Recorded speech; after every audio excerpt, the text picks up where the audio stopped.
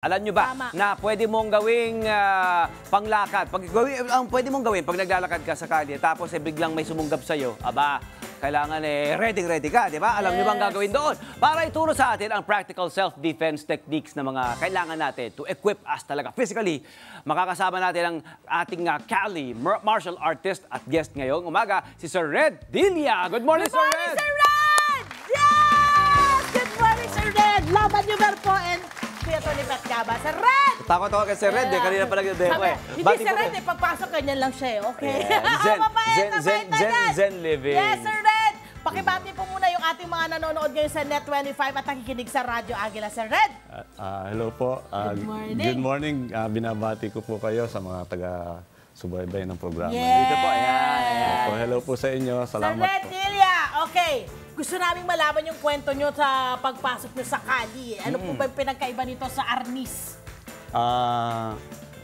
Ang Cali po, parang in general, yun po ang tawag sa mga Filipino martial artists. Oh, okay. Pero yung Pikiti Persia, modern, Largomano, traditional, that's yung mga group po yan, name of group, o system nila. Opo. Ito po something na sa unang pagkakabasa pa lang namin po sa inyo, matagal nyo na pong inaaral, passion nyo po. Ano po? Kailan po kayo nag-umpisang mag-aral ng Cali martial art? Ako po, sir, influensya po ako ng yung lolo ko, martial artist din. Ay, ang galing! Pakapalad! Meron agad nagturo sa kanya, di ba? Nang kabataan nyo pa lang. Lahat po mga apo niya, kayo po tinuturuan. Tatay ko, mga tito ko. Pero sa amin magkakapatid, parang ako lang po yung nagtuloy. Nagkaroon ng interes. Nagtuloy-tuloy. Pero gusto nating malaman, ano ang kainaman nitong Cali? Bilang self-defense. Pang self-defense mo. Sa akin po kasi, yung unang-unang benefits ng pagiging martial artist o martial arts is physical fitness. Correct. Tama naman. Yun yung unang-unang nagiging benefit. Siyempre, yung martial artist ka, tapos ano bang disiplina meron ka. Hindi ka pwedeng tira sigarilyo, sayang. Tapos consistent ka nga nag-ehersisyo, consistent mong inaaral, at consistent ka doon sa pag-aaral ng Cali para maging ma-master mo siya. Ayan. So, at araw-araw mo itong gagawin. Hindi pwedeng paputol-putol. Yung sa akin po, instead of magja-jogging ako o mag-workout, nagpapapawis na po ako sa ginagawa ko. Sa exercise, form of exercise siya. Correct. Ito na, rin. papakita na sa atin ni Sir Red ngayon kung paano gamitin ang mga karaniwang bagay na dala-dala po natin kapag po tayo lumalabas ng ating mga tahanan para magamit natin as self-defense. Kasama niya ang kanyang kapwa Cali martial artist na si Sir Ronick de los Reyes. Sir Ronick! Sir Ronick! Sir Ronick, kumusta ka? Good morning! May atraso po ba ito si Sir Ronick sa atin? Natatakot ko kay Sir Red. Sir Red, go easy on him, ha? Hindi, narito sila para mag-demonstrate. Ano po yung mga bagay na meron nandito po, nasa table natin? Ano po yung una nating gagamitin? Halimbawa, anong una nating gagamitin? Kung halimbawa tayo po ay naglalakad sa kalsada. May backpack ka! Siyempre. Sir, ito yung applicable po sa babae rin po. Sa mga kababaihan po, ano po? Sa akin lang po, at least merong dapat Basic. may mga basic man lang silang naiintindihan. Parang mahirap din kasi na papasok sila sa endangered tapos wala silang kahit anong Hindi sila idea. equipped. Kumbaga, kung makapanood sila ng ganito, malaking bagay po na may awareness!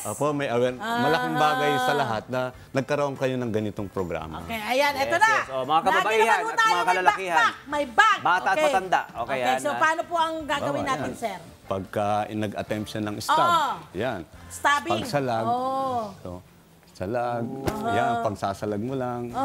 Ang problema, wala kang makikreate na spacing kung inahayaan mo lang siyang nag-i-stab. Mag-stabbing. Once na nag-stab siya, boom, kick sa groin, boom, takbo. Ayun. So sa mga nakikinig kayo sa Radyo Agila, ang ginawa po ni Sir Red ay yung kanyang backpack na dala-dala, ito ho ang kanyang ipinanghambalo sa mukha ng umatake sa kanya. Sama na may punyal. Tapos, inano niya, parang tinadyakan niya, sinipa niya yung pinakamahinang parte presence of mind at dapat Yes. huwag ka mag-panic, di ba? Yun ang pwede mong gawin nga na. Pagsangga mong ganyan, Yes. don't waste any time. Prone siya, doon mo siya... Doon mo siya sisipain ngayon. Sa groin. Oo, sa groin. Area. Weak Okay. point po niya. Okay, susunod ho natin. May payong tayo rito. Ay, hindi pala. Ano ito? Payong, kunin yung payong. Payong. Payong tayo. Halimbawa, payong. O, halimbawa, naglalakad tayo. Oo, lalo May na. payong, Mainit. maulan. Mainit ang O, mainit ang panahon. panahon. Mainit ang panahon. Ayan. Pagka po sa payong, anyway, pagka ganyan po yung encounter nyo, so pagsaksak niya, hindi po mahirap na palo to, parang yung momentum lang po. Pero kung At napansin namin na ang una mong ginawa po ay umatras. Opo. Umatras mo talaga kayo. Okay? create Sige ka po. ng space, then strike. In-strike po ng Pababa. payong. Okay? Ito po, strike dito. Sa mukha. Ang lakas. Ang Grabe, lakas. naririnig ko yung lakas. Sa mukha. And lakas then po takbo na. Opo, pero po, siyempre, ang kagandahan po ng may idea kayo sa pag-basic na pagpalo, naka-ready uli yan. Once na-atake siya, Okay. pabalik-balik So lang po hindi yan. pwede na yung inyong payong ay ibababa mo. Opo. Dapat pala paghampas mo, naka-ready ka ulit. Kung sakasakali mang uundayan ka Tuloy-tuloy. ulit, susugod ulit. Meron ka ulit. At saka ang kainaman, yung length, gagamitin nyo yung length noong payong para ma-maintain yung Hindi distansya. kayo malapitan. Hindi ka malapitan. Oo Hindi nga, ka ano. malapitan. Ayan, sa haba nga naman ng payong na yan. Ito po, yun nga po. Ito po, may katanong, may follow-up question ng mga kababayan natin. Ginagamit namin yung payong na yan, nakabuka. Correct. Paano pa Pwede rin, nakabuka? yun. Mama, nakabuka. Sige nga, pakita natin na nakabuka sa red. Okay, Kailangan- nakabuka. Okay, nakabuka. Ito po kasi, sige, Sige, saksak siya, sige, saksak. try. Sa lalamunan. Oo. Wow! Galing. Tapos sealed po yan, kada saksak niya. Oo, wala. Distance. Mas maganda pa palang nakabukas. Ayan, ha? Mas maganda pa pala nakabukas. O yan, ha? Atilita, ha? Si Sir Atilita. Red, magtakbo na. Huwag na Opo. makipaglaban ng Tama, matagal. Pagka nakita mong hindi na makalapit, ay tumakbo ka na. Huwag ka nang mag-arte-arte. Ha? Doon ka na sa safe ka na lugar. Okay, eto naman. Galing, ha? Susi. May susi tayong bitbit. Susi. Ayan, mga susi. Kadalasan marami yan na nakasukbit dito sa O, mga yung ano eh. mga, di ba, O, minsan paano? may mga quotes O, paano po susi yan? ng May kotse susi or po. ng Anong bahay. gagawin? Tulong ko. Greenup. Greenup ka. Kahit pa paano, dapat talaga may konting idea. Higpitan mo. Okay, hinigpitan So, ng pag hawak. twist po niyan, Aha. lahat, kung nakikita niyo po, ito, matatanggal siya ng kusa. O kasi hindi, Yung open. hindi maganda Ito, yung ito po. posisyon. Ah! So, isang tulak lang po yan. Okay. Doon po sa mga nakikinig ngayon sa Radyo Agila, yung green up, di ba? Nakababa yung kamay mo. Kawawa naman. Green up. Kasi pag Pwede ka ba, be? Malakas eh. sabi Si Sir Red, sa ang pagtul- lakas sa ang lakas lula. niya. Tapos sabi niya, babalik ulit siya. O diba? Kung ikaw ay nakababa ang kamay mo, totoo naman yan. Kasi kung may may balak naman talagang masama sa'yo, dun sa panahon na hindi ka ba handa, no? Opo. Nakababa yung kamay mo, hinawakan yung kamay mo, Dalawa. syempre ang hawak niyan, dalawa, Ganyan. halimbawa, dalawa. Opo. O, dalawa, hinawakan ka, may susi ka. Ito, twist lang po. Napakadaling i-twist. Iti-twist daw! Itataas mo ang kamay mo! Ganyan Itaas! lang. Sundutin mo sa mata, sa Oo. lalamunan, Oh! sa groin. Grabe! So, kailangan itaas mo yung kamay mo. Totoo, na iba na yung posisyon ng kamay nung umaatake sa'yo at hindi siya magandang posisyon. Ang posisyon na mangyayari doon sa kamay ng nag-grab sa'yo Ma-awkward ay siya, bubukayo. madali mo na siyang tanggalin. Ay, yung susi po, Susi na Ito. pwede nga nang tusukin na sa mukha, sa mata, ganyan. Basta kung saan siya manghihina at mabibitawan ka. Eh, syempre, kaligtasan mo yun eh. Ang self-defense naman po ay hindi naman yan masama. Lalo na kung alam mong nasa danger tayo. Okay? Yan, susi! Pagkatapos ng susi, ano po yung susunod? Ha? Pencil? Or ballpen? Ballpen. Ayan, ballpen. Halimbawa, ballpen.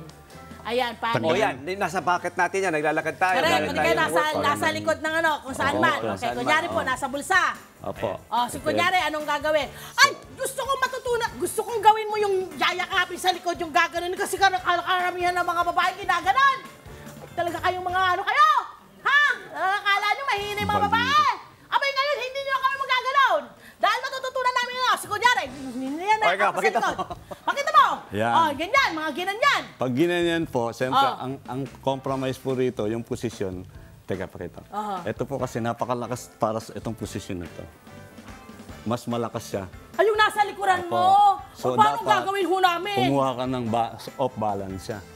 Oh! Puposisyon ka para sa yung off balance. Pag gano'n mo, off balance. Oo. Ito, strike sa groin, todo. Okay. Groin. Yun. Correct, sa groin. Okay. Oh, gaganon. Si Kuya Ray, parang nakakatakot, parang mapunta na doon. So, ganon ang gagawin. Kailangan gawan mo ng paraan Halika nga, para Saito, lumuwag. subukan nga natin sa'yo. Sino kay Saito? Saito, halika Oo, dito. oo, kay Saito. Saito. Saito, halika, Saito, halika. sige po. Si Saito Tanggalin mo po. yung, tanggalin mo, sarami. Tanggalin Saito, mo yun. halika rito. Oh, si Saito, kala mo Tanggalin mo yung, lalaban niya si Saito. tanggalin mo yung, Kunyari, grab mo dali Saito, so igagrab ka, ha? Tuturuan ka kami sa Red, sasabihin ni Sir Red sa'yo. Di halima, ikaw ang igagrab ngayon ni ano. O, yan, O, yan. ayan. Sige, Ito, sige, yan, diba? i-direct mo siya, Sir Red. Oh, push! Oh, oop. Tapos, Step. ilabas mo doon sa kaliwa. side. Oh, Groin, side. strike. Ayan, nagka-position na nga. Titirahin mo siya ngayon sa groin. Pak! Ganon, ganon. Patamaan mo para malaman Hindi, natin. ito! Saito, matalo na kagad! Nawala na tayo, Saito! Wala ka na, nasaktan ka na! Yan, dito, hindi dyan, doon! O yan, doon po! Dyan, kasi dyan Sa groin. masakit yan pag Ayun. tinira mong ganon. Ang hirap pala, parang kailangan talaga. Galing. Dito ka Kailangan lang. mabilis. Diyan ka lang, Saito. Saito, dyan ka lang. Ito, water bottle. Oh, water bottle. Umiinom-inom ka, lalo na tag-init. O, paano naman to, Sir Red? Sige nga, Sir Red. Ito. O, paano Ito, gagawin? hawak. Halimbawa, Same. atake. Dalawang kamay. Dalawang kamay. Ito, alis. Aalisin mo yung isang Higpitan mo. kamay. Ito po. Oo, alis. Ako, hawak. Ang basic, friend. Ang basic talaga. Hala. O, di ba? Si Saito. Sabi ni Saito, parang ayoko na nun. Oh, sige. Sige, kunyari, ikaw yung mga atake. O sige, tanggalin mo yung kamay niya dito. Hindi, kung sakali, yan, dapat Ayan, si sige. si Saito Hilahin yung mo. ina-atake Tanggalin mo, ko. yun. Tapos ito rin, ihilahin mo ko na. Hindi. Ito ha, ganun mo lang. Dali Ganun, mo din. papunta doon. Papunta sa'yo. Ganun. Hindi. Ayan na, nagkakagulo na tayo. Ayan na. Sige.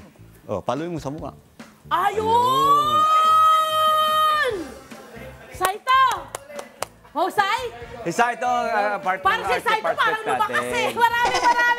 O di ba napakaraming sitwasyon talaga na pwede natin paggamitan ng mga naituro sa atin ni Sir Red ngayon. Hello po mga Kanet 25! Si Kuya Tony Pet po ito mula sa Love, Tony Pet and Everything. For more Love, Tony Pet and Everything updates, just click on our subscribe button and follow us on our Net25 social media pages at Net25 TV and at Net25 Entertainment Facebook. Magkita-kita po tayo!